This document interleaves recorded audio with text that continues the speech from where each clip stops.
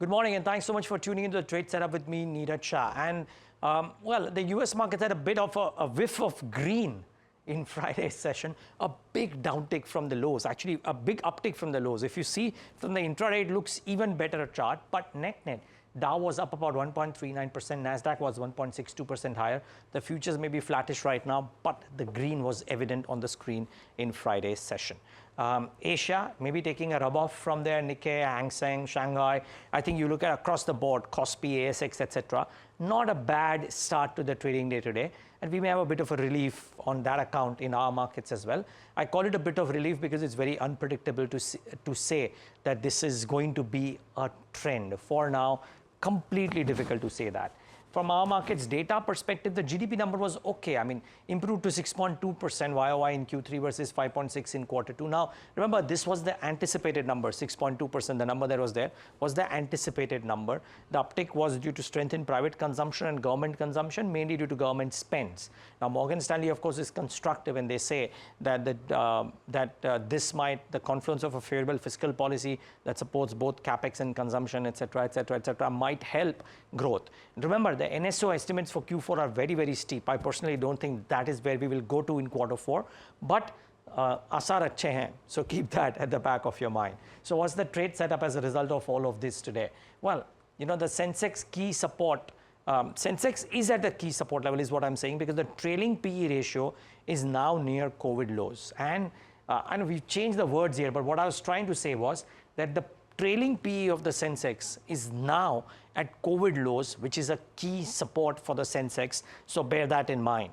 HNIs bought very aggressively in Friday's session in the mid space, including the cables and wires segment as well. Okay, we're missing that, but that was done too. So therefore, keep that in mind that some of those pockets might actually come into play today.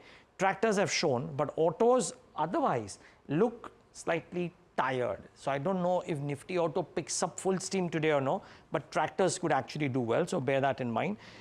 I think the one caveat that I want to lay out amongst everything else is that the Chinese annual meeting gets underway, and it lasts for about 7-8 days, if I'm not wrong. Don't quite have the exact handle on the number of days, but if Chinese meeting supports a lot of growth, entrepreneurship, tech, etc., then that might just take further funds to China away from the other markets. So that remains an overhang. So keep that in mind. The chances of that happening are very, very high. So bear that in mind as well. And outflows continue, right?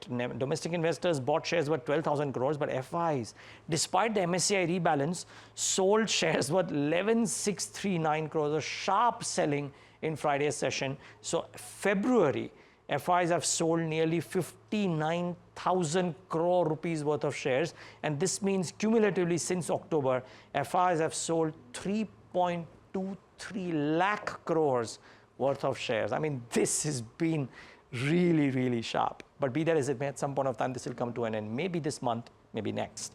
Okay, very quickly, stocks to watch. Now, Ultratech did a con call post-market hours on Friday on the cables and wires foray. They say there are no plans to add further capacities in this business. So 1,800 crores is the total capex, nothing beyond that, which is actually a positive. They expect capacities will be full utilization in FY 30-31. You know, from a cable and wire segment stocks perspective, this is actually a positive, and I'll tell you why. Products will be wires, cables, LT cables, control instrumentation, etc. And the revenue mix between wires and cables is 60 and 40. The point is they explored, now from an Ultratech perspective, they explored fans, lights, faucet wirings, etc., but they'll not enter any of these segments. And 1,800 crores investment is just 25% of a 1-year PAT. So they're not investing too much. So therefore, while the stock has been beaten and out of shape, maybe it sees some reversal. And the fact that they have said that expect capacities to be full utilization only in FY 30-31, which means these companies, Polycab, KEI, etc., have a run. And therefore, these dips may be bought into. Jefferies suggests that, by the way, they were buy on Polycab with a target price of 6,485. They said the stock trades at 27 times lower than the historical average, and strong sales PAT CAGR for the next couple of years at the very least makes them constructive. Watch out for Polycab today. IGI, decent numbers, revenues up 6%, PAT up 45%, margins at 57 versus 51.4. Maybe the stock reacts positively. Jubilant Ingravia came out with some numbers. Rather targets for FY 30, 12,000 crores revenue target, EBITDA target at 2,000 crores. This is as per the investor presentation. Calculations suggest the stock is trading at 24 times FY27 EPS, so not that cheap. But Nuvama says a buy, target price of 904. Very quickly, just a couple of other stocks. Unichem Labs, US FDA inspection closes with 4 observations, nothing related to data integrity.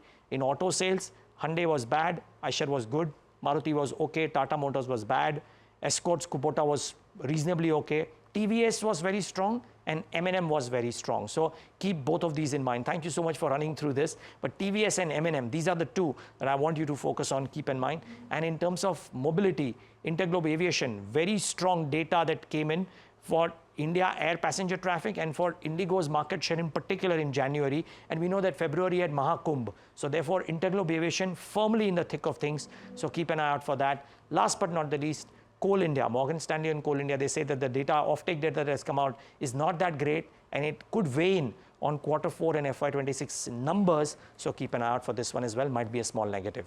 Thanks so much for tuning into the Trade Setup today.